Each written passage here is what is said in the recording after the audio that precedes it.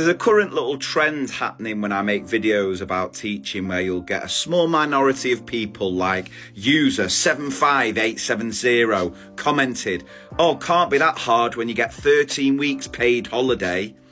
Let me put this to bed for the very last time.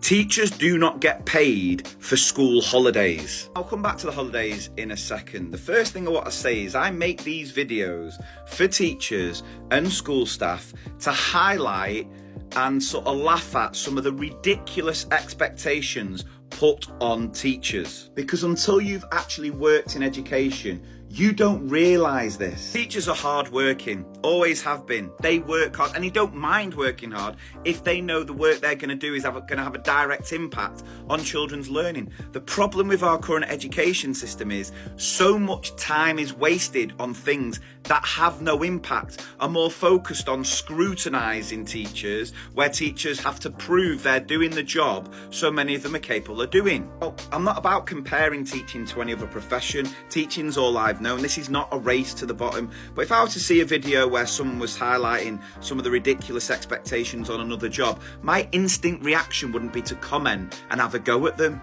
But that seems to happen with teachers all of the time. People feel entitled because, they went to school once, which is like me criticising a pilot because I've sat on a plane. But going back to the holidays, we've established teachers aren't paid for them. And if the holidays are the be-all and end-all, this big, massive, amazing thing that user 75623 keeps going on about, why is it that teacher retention rates are absolutely abysmal at the minute when no one's choosing to come into the profession anymore?